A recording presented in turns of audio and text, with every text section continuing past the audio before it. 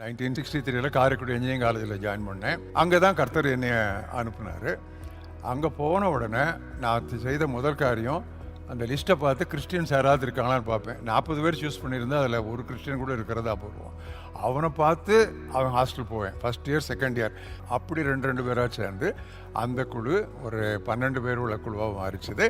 தினமும் சாயங்காலம் 6 மணிலேருந்து 7:30 வரைக்கும் காட்டுக்குள்ளே ஜெபம் பண்ணுவோம், பைபிள் படிச்சு. அப்போ எங்களுக்கு அதிகமாக எங்களை உணர்த்தின காரியம், இந்த பாக்கெட் நியூ டெஸ்டமென்ட்ல இந்த எஃபிஷியன்ஸில் இருக்கிற நான் கிறிஸ்துவுக்குள் யார், பிறகு ஆண்டவரே மூடி காலம், ஃபின்னி காலம், ஜான் வெஸ்லி காலம், ஜோனதான் கோஃபோர்த் காலம், இதெல்லாம் அப்படியே நாங்கள் வாசித்துக்கிட்டு, ஏன் ஆண்டவரே எங்கள் நாட்களில் அது இல்லை, டூ இட் அகைன் அப்படி நாங்கள் கத்துவோம்.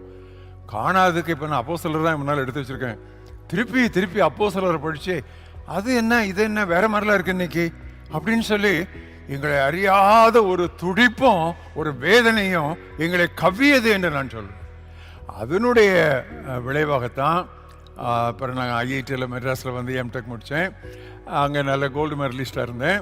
அதை முடிச்சுட்டு நான் வேலூருக்கு போகும்பொழுது நான் சிஎம்சிக்கு அங்கே போனேன். அங்கே போயிருக்கும்போது தான் அந்த ஃபஸ்ட் இயரில் இந்த ஆசீர்வாத இளைஞர் இயக்கத்தை ஆரம்பித்தோம்.